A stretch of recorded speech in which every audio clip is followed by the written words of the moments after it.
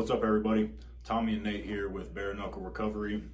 So today we're going to talk about how we have people that reach out to us all the time, and they tell us that they want to get into recovery, they want to get sober, but they really don't know what that means or what it takes to get to that point where you can really say that you're in recovery. Because there's a difference between just being sober, being clean, being drug and alcohol free, and actually being and living in recovery. Right. So that's kind of what we want to talk about. Everyone wants to get to that point, but a lot of times they don't want to do all the work that it takes to get to that point. Yeah, it takes an immense amount of work to get to that point. And also, one thing to remember, that it's not a point in time too. A lot of people say, I want to get into recovery, or I want to be recovered, right? And a lot of us have this vision of what that looks like. It means that I'm going to have a car, I'm going to have a house, I'm going to have a wife, girlfriend, husband, kids, whatever it is.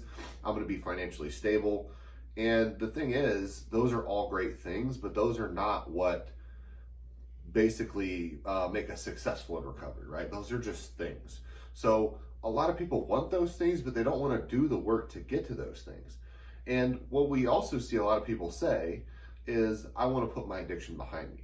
And while people are putting their addiction behind them, which we also know is impossible, right? Because it's a part of us. So a lot of people say, I want to put my addiction behind me. But while doing that, they're putting their recovery behind them as well.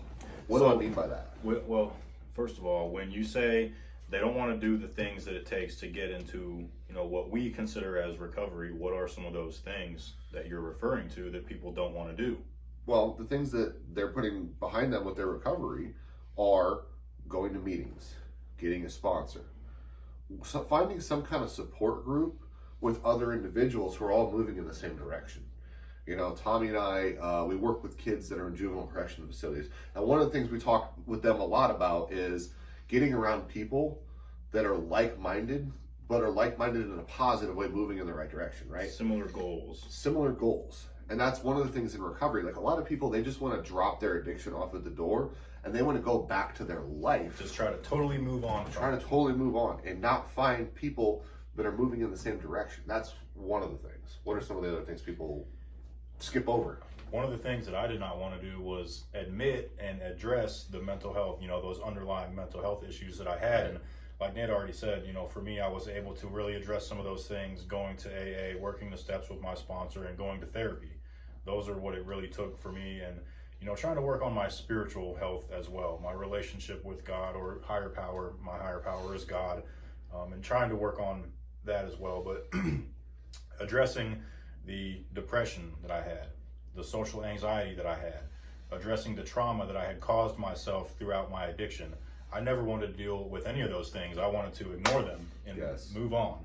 But that's what I was doing when I was using. I was ignoring them and trying to move on, but I was using drugs to try to do that. Absolutely. Well, I take the drugs away, but I'm still trying to ignore all those things and just move on from them. Unfortunately, it doesn't work that way. Yeah, I mean, you can only ignore them for a certain amount of time, and that's why you see people who don't really find any kind of treatment program to work, right? So whether it's AA, NA, refuge recovery, smart recovery, doesn't matter. MRT, CBT, doesn't really matter, right? You pick something that works for you and you run with it. But the people that don't, they can only repress those things for so long. The trauma, the depression. And so then they go get a job. And so what they start doing is they start working all the time.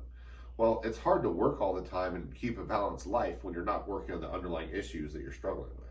It's hard to do anything consistently when you're not working 100%. on those issues. You might be able to get away with it for a while. Right. But eventually, it's going to sneak back up on you. And we've talked about this before. When it starts to show itself again, it might not show up with drugs or alcohol, but there's plenty of other areas. We've talked about it before. We won't go over all of that again, but those other addictions that, this disease will manifest itself in other areas of your life if you don't really address all those underlying issues that were really feeding your addiction in the first place. 100%. So by skipping over the things that can help make it successful, and a lot of people, they want to get from point A to point B, right? So active addiction to a recovered lifestyle. So, they really skip over all the other steps that are in there, and you really can't skip steps in recovery. you know, and that's what gets us into trouble and gets us back to the beginning. We go back, we relapse, and we lose everything we've built again. It's because we want to skip all these steps and we just want to be this person that we're not yet. You know, if you try to fast forward, it just doesn't work. You know, you have to put the work in. Discipline takes time. It takes, 21 days to build a habit. It takes 28 days to break a habit. So you do 30 days of detox, you get out, you're not automatically going to be this brand new person who can now hold down a job and have a family and not go use when your boss gets in your face and yells at you until you did a bad job. Yeah, we tell people that all the time because they come into, one of the treatment centers that we work with and they're there for 28, 30 days, or even go to the long-term program and they're there for 4 months.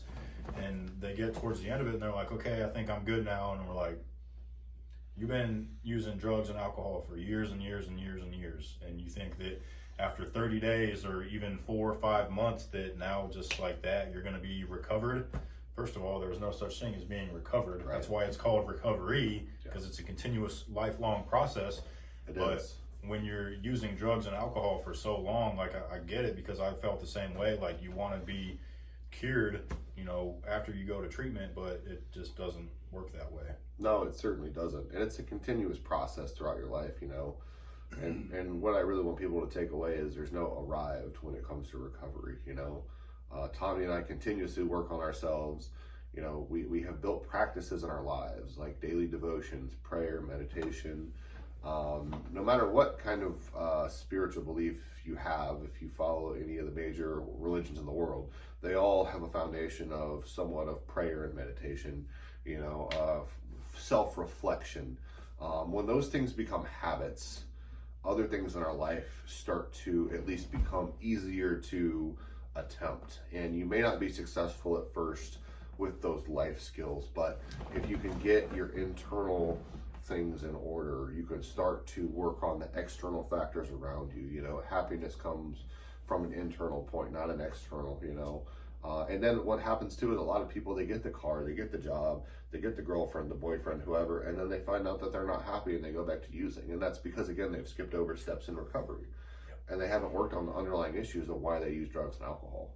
So we just wanted to talk to you guys about that a little bit and reinforce, take your time, take the suggestions, find people you can trust, find people who are where you want to be and ask them how they got there. People, that have been through the jungle, if you would. If you wanted to go through the jungle in South America, would you find somebody who watched it on YouTube and has never been through it or read about it in a book? Or would you go with the guy who's been through the jungle 5 times and made it through successfully? I'd probably go to the guy that's been through the jungle 5 times. Exactly. But that's just me. So find somebody that you trust who is where you're trying to go and has been where you are, and take their suggestions and move forward. And if you fall down, that's okay.